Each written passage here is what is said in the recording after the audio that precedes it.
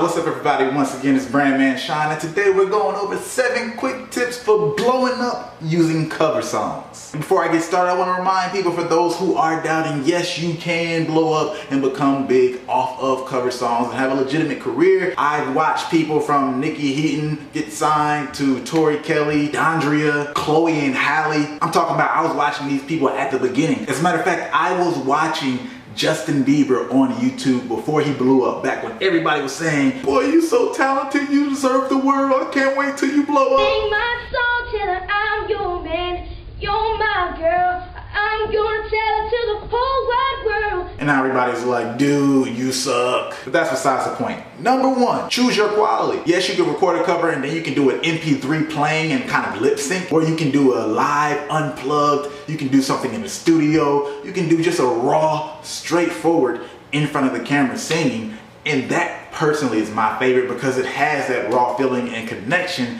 that allows people to feel like you're not a star yet. You're just somebody in their room that I can root for, and I'm catching you before the world knows about you. That's the biggest advantage of that one right there. Number 2, consistency. There's no fancy way to say it. To get attention over time, to build a fan base, you just have to stay consistent. You might not get views initially, but eventually you're building up a catalog where people start to discover you, and next thing you know, they say, oh my gosh, this person is amazing. So when you're doing covers, don't think about necessarily the first day and the first week. At the end of the day, you should plan to at least dedicate 8 months so you can give it that time to blow up and really start to feed and create its own loop of audience generation. And speaking of audience generation, of course, you want to engage with the people who are engaging with you. All the people who are appreciating you, thank them. If they have requests, go with the request. It's helpful to help you build a relationship with your fan base. And quick side note, because I didn't put this on the list, whether you're on YouTube or Instagram, YouTube, you should be doing full songs probably, or maybe shortened 2-minute versions. And then on Instagram, 15 to 30-second clips would work better than doing a full minute. Number 4, do songs that are hot while they're hot. The reason being for this is when there's a hot song, people are already searching for that song, and it makes you more easy to find. If I'm looking for Bad and Bougie, and next thing you know, I see Girl Kills Bad and Bougie cover on the side of my screen, I just might click on it. Catching popular songs is something that a lot of people use, so it's not necessarily like you're not gonna have competition in it. So the faster you can do that and turn around a new hot song, the better. 5,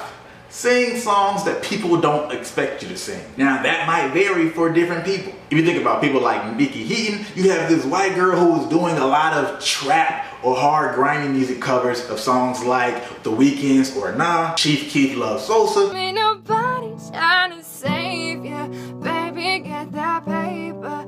Probably got a lot of other bitches owe you favors. Heard you got a man, help me understand how you ain't nothing but a creeper, baby. I'm just saying no, saying no.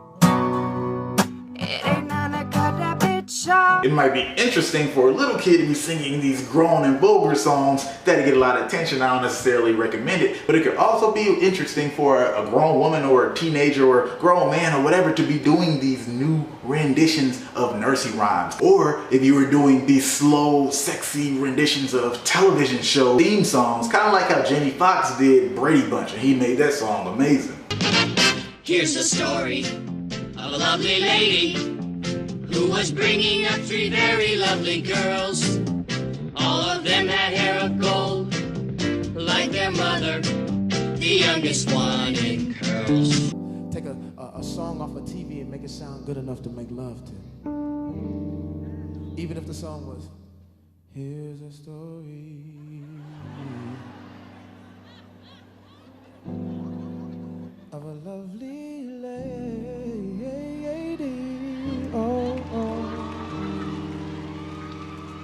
who was bringing up 3 very lovely girls.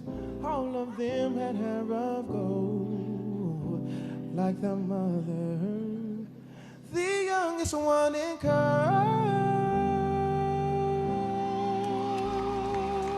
Yeah. Number 6, take fast songs and slow them down, or take slow songs and speed them up, or put more beat and punch to them. When you change up the arrangement, it helps you stick out more, and it helps people to disassociate it with, oh, this person's just singing the song nice and it sounds good, so they have a nice voice. It helps them get captured in your talent as a whole. And oftentimes it's just nice for people's ears. That's why a lot of times when people take the fast version of a song and slow it down and do acoustic, people always say, this version sounds so much better. It's a thing. Go look at people's covers and you'll always see that somewhere. And number 7, get creative. This could be the most important of all of them, especially if you're failing to really start getting some traction. You might have to do something really creative, create some kind of series possibly, or get somebody involved. I don't know if you get another person involved and they're beatboxing with you, or you're just singing songs to your dad or with your dad there and watching his reaction, or maybe you're going to every Starbucks in the city and singing outside each Starbucks and create a series out of that. Somebody does that, I swear, eventually, if they're not like vulgar songs or